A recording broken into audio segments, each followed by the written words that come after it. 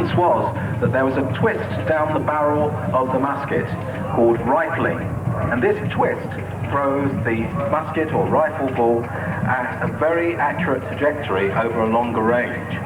Suddenly, you could shoot to kill 3 times further than before. But armies are notoriously conservative, and the tactics didn't change against the Confederate cavalry who have come in on their flank. Now, Hooker believed he could drive towards Richmond, and the Confederates would tremble before him and fall back because of the huge superiority in numbers he had. He was wrong. And after a while, he suddenly became terribly indecisive and simply stopped his advance and went into defensive positions around the tiny hamlet of Chancellorsville. He later said, basically, I just lost all confidence in General Hooker myself. So here we have a Union general with a very fine instrument, the Army of Potomac, a huge force of Yankees fighting an outnumbered force of Confederates. But those Confederates are led by Robert E. Lee, one of the finest generals in American history. Hooker now knows he's got Confederates to his front, and as you can see, the troops are moving forward to engage what they see as a very tiny force of infantry, of cavalry. Now, up on the ridge, ladies and gentlemen, if you can see, an opening barrage, probably 500 yards away. The Confederate artillery are opening fire at extreme range, again attracting the attention of Hooker's general staff. The general himself thinking, what's going on here? What's Lee doing? Why is he attacking? We outnumber him. He should be on the defensive.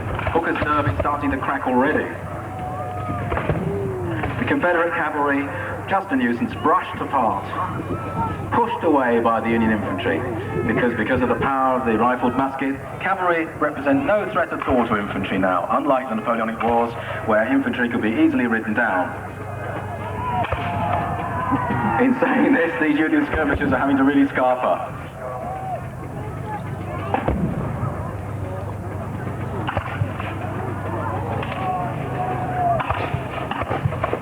Now, General Hooker has ordered the bulk of his infantry to occupy the low ridge off to the left of our display field. They're advancing to counter an apparent threat coming from that ridge, at the moment consisting of the Confederate artillery. Now, the Confederates have mainly smoothbore artillery with a limited range, so it's unlikely they'll do much damage at this range. The Union had far more technological and industrial capacity than the Confederates, and their artillery was much better.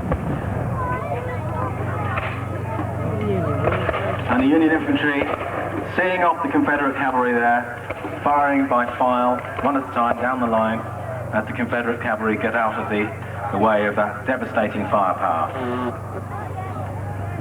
Now, you'll notice the style of uniforms the Union troops are wearing. They're very French in style. The French army under Napoleon III was considered to be the most dashing in Europe, and they wore a variety of uniforms, including the little racy little cap on their heads called a kepi, and the blue coat. They also had some North African troops in the French army called Zouaves, and you can see there the Americans have copied the Zouave fashion for one of their units. They wear little red hats and light blue uniforms. Like armies of today, you do tend to emulate the success of other people's armies, if they're successful, by copying their uniforms.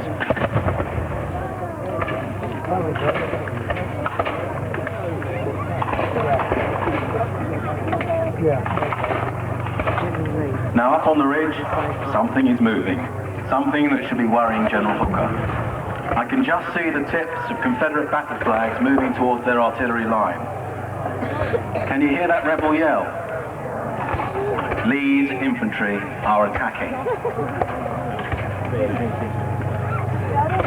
Now, what's interesting here is although we have a Union reserve held behind the guns, the bulk of Hooker's infantry have now moved out to their front to meet the perceived threat of General Lee's infantry. Hooker still thinks he's facing the bulk of the Confederate army on one front only. He doesn't know that General Jackson has moved round the flank of his army and is preparing to attack from another angle.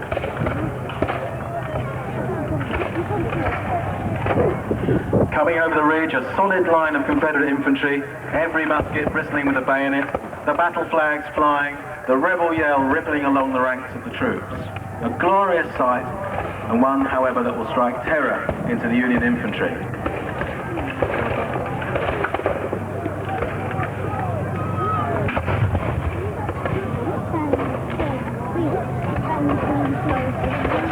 effective rifle range.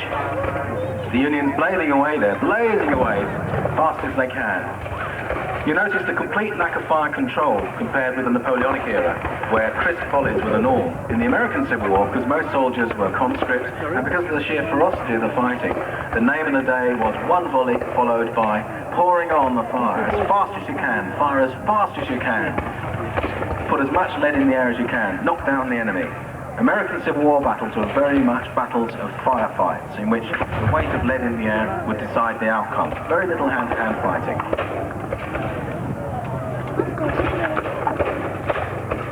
Lee's infantry are now halfway down the slope.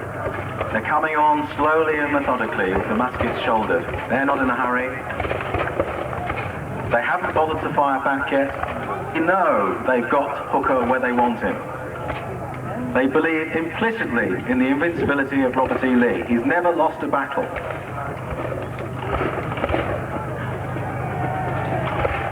The Union firing line greeting the Confederate troops there.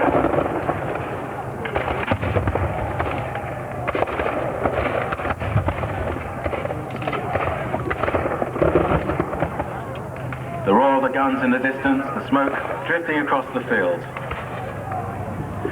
The Union Reserve standing back thinking, thank God we're out of it this time. The guns standing ready to support their infantry. Hooker's still confident he can hold Lee's attack, even as they stream down the slope towards them.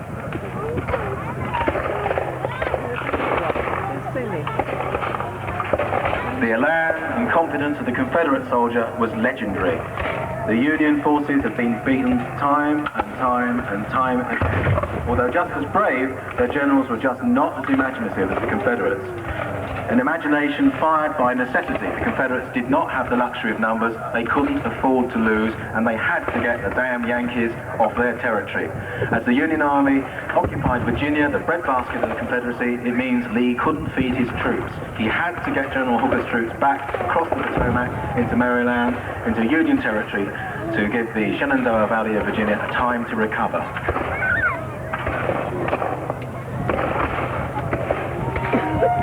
And now look, Jackson's troops arrived on the flank. Suddenly the Union are caught between two pincer movements. Disastrous situation for General Hooker. At this precise moment, Hooker was stunned by a shell that exploded in his headquarters and cut his orderly in half. From this moment onwards, effective control of the Union Army was lost, and things started to go to pieces.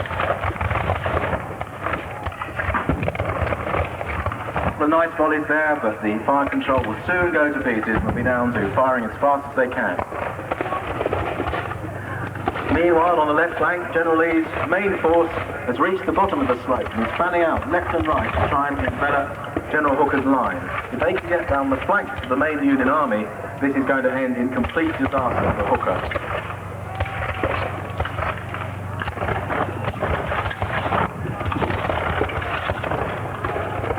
The Union guns turn to face a new threat. But because Hooker is standing shell-shocked, leaning against the door of his headquarters, issuing no orders, the Union troops don't know what to do.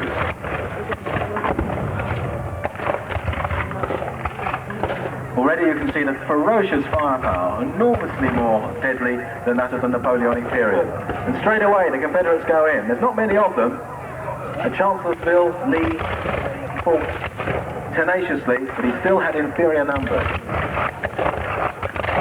The death toll amongst the Confederate troops was shocking. That amongst the Union troops simply appalling. During the American Civil War, 600,000 soldiers died in the battlefield or of disease. A very high proportion of that killed or died of their wounds because of the deadly nature of the rifled muskets. The Confederates are often using British muskets. The British government actively supported the Confederacy throughout the war, supplying thousands of Enfield rifles from London. The Union troops had some Enfields, but they had their own armory at Springfield. The Springfield rifle, very, very famous in American history.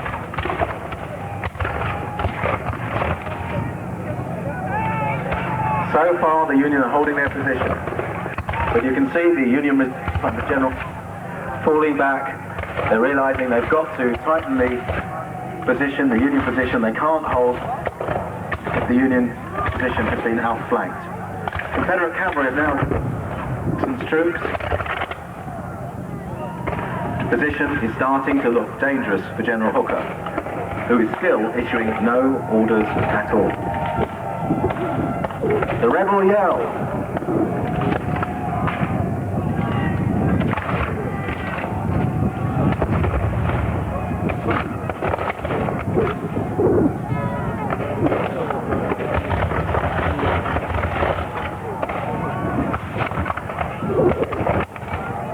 Now the main Confederate force has now appeared on the hillside to the right of the Union main line. They've managed to flank the Union line.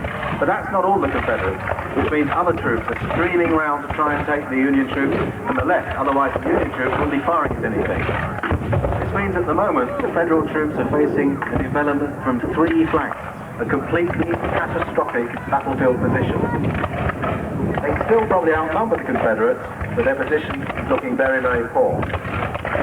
Each unit commander fighting his own war, not receiving orders from General Hooker, not sure how to react. The troops starting to look over their shoulders, starting to get worried.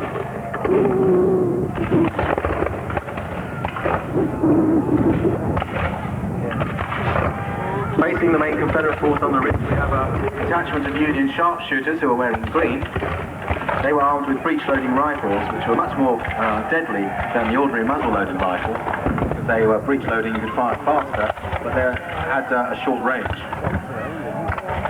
Streaming onto the left of the field now, the other wing of Jackson's troops. The Union Army is now in very big trouble, and already some of the infantry, the Federal infantry, are literally running for their lives to try and form a new position.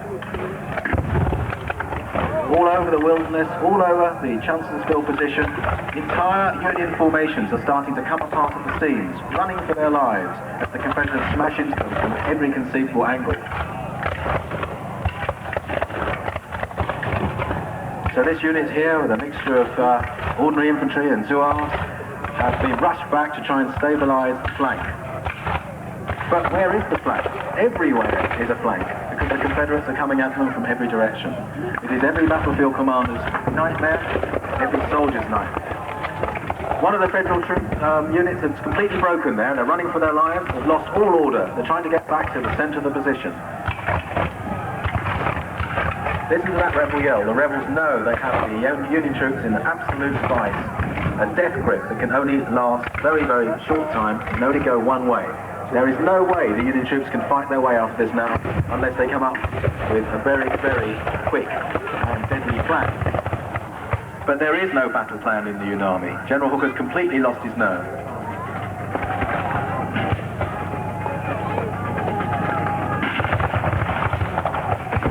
The Battle of Chancellorsville was General Robert E. Lee's masterpiece. It's his most audacious battle, and his most successful in many respects. You have a Union soldier there running for his life. He's decided to get out. More soldiers are breaking. They've had enough. They realise the vice is closing shut. The trap is sprung. Even if Hooker doesn't know he's beaten, these Federal soldiers do. Now it's just a matter of time. Confederate cavalry now close the fourth side of the trap. The Union troops are now effectively surrounded. And on the left flank, Lee's battle line sweeping forward, shoulder to shoulder.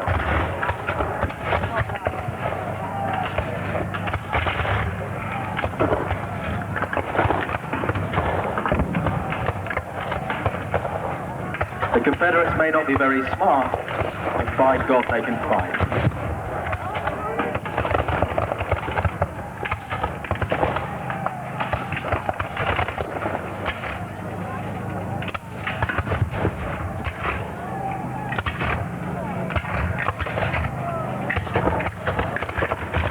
They come, some firing as they advance. Then they halt to prepare to fire one massive volley towards the enemy.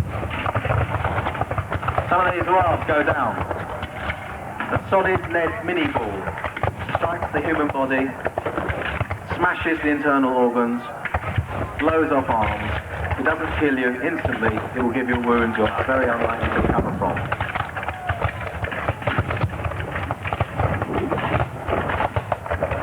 The Union officer trying to stop deserters. He shot one of his own men there, trying to desert. And now on both sides of the battlefield, all the troops pour on the fire. Pour it in, boys, the officers will be shouting. Pour it in.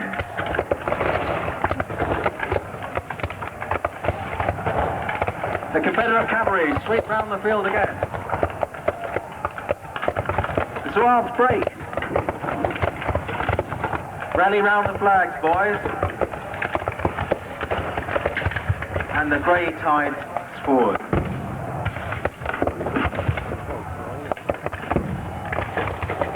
For the Union, this is a catastrophe. For the poor suffering Federal infantrymen, another defeat, one after the other. This time, however, they'll be lucky to survive it. In the past, they've always managed to extricate themselves and get away. This time, Lee has got them from several sides at once. Can they escape the trap? Blinding clouds of smoke sweep across the field. If it wasn't for this light breeze, by now you could see anything at all on that battlefield.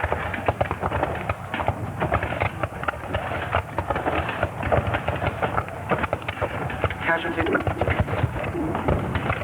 Despite the accuracy of these rifles, the actual standard of marksmanship amongst both sides of the American Civil War was lamentable.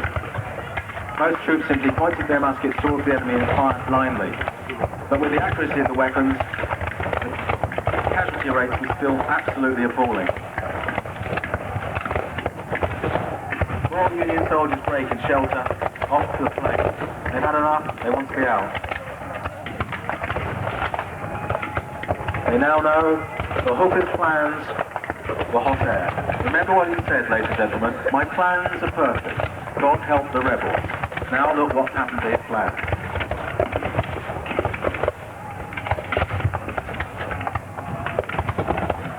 Confederate cavalry here, dismounted cavalry, have captured a Yankee volunteer. He tried to get away, but they've shot him. A bit unsporting. The curious thing about the American Civil War is, despite the ferocity of the fighting, there was no real animosity between the two sides. And probably after a battle, you'd find the two sides happily fraternizing and trading goods across the lines. They were all Americans, after all. That's the tragedy of the American Civil War. Brother against brother. Husband, wife, brother and sister, all affected by the tragedy of a war that could divide communities, divide states, divide families.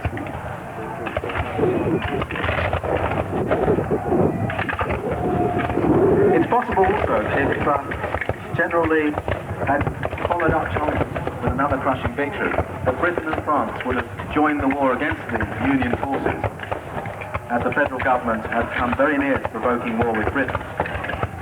The Confederates desperately wanted the French and the British to come in on their side, but because they wouldn't abolish slavery, the British wouldn't take up their offer.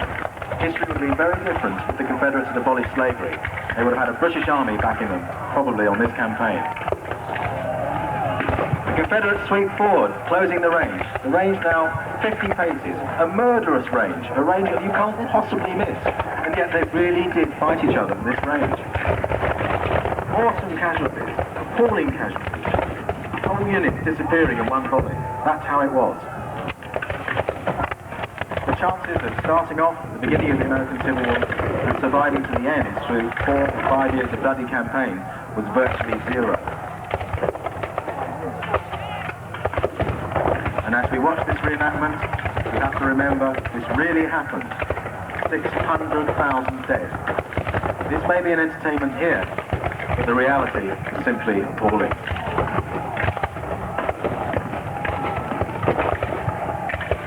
Confederates charge in. They're going after the Federal troops there. They've broken the line. Hand-to-hand fighting, very unusual. They must be very confident. The Union troops fighting desperately to save their colours. An officer and one man flees from a broken unit to save the Stars and Stripes. Up onto the high ground where the remnants of the Union troops are still trying to hold out. The casualties are dreadful. Hardly any of the Union troops have got away. The Confederates smash into the remaining line. Overwhelming. Those men still fighting are knocked to the ground, shot, clubbed or bayoneted. Those that are sensible lay down their arms and surrender. But for them, the hell of Andersonville, Confederate prison in the South, with such insanitary conditions that many of the inmates died.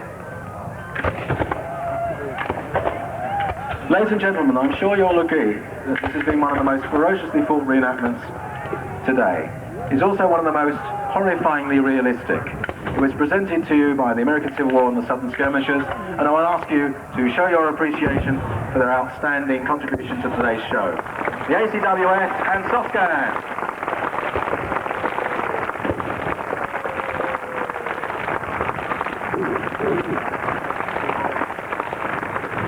And now, the last post for the fallen, the Society's tribute to the real dead of the real American Civil War.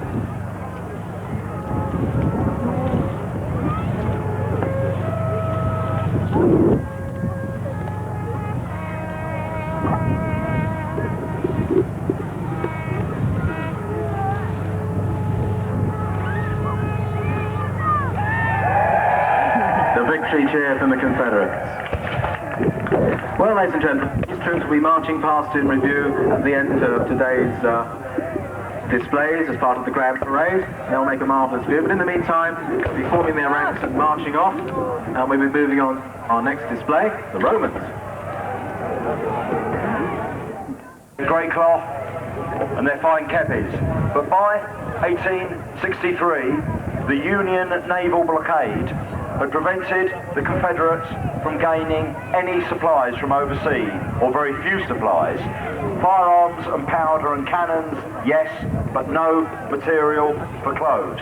So the Confederates, they tried to use grey coats, but they often went over to butternuts. This is a brown colour that you can see the second Confederate unit wearing as they march off. And as the war continued on into 1864 and 1865, the Confederates became more and more ragged. And in fact, it is said that in 1865, they had an army of vagabonds, an army of tramps.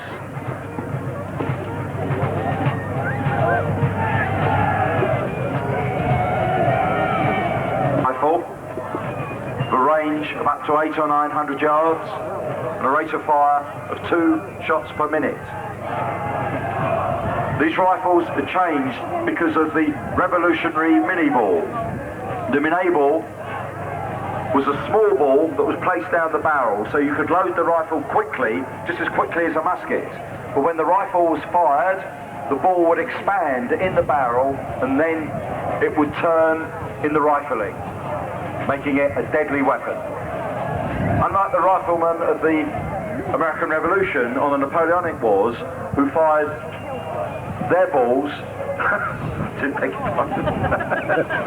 fired the balls from their muskets, which were the same size as the barrel, so it took about a minute to hammer the musket ball down the barrel. But these mini balls were small, and then they would expand into the size of the barrel, so the guns were very quick to load and fire, and deadly accurate, up to 500, 600, 700 yards range.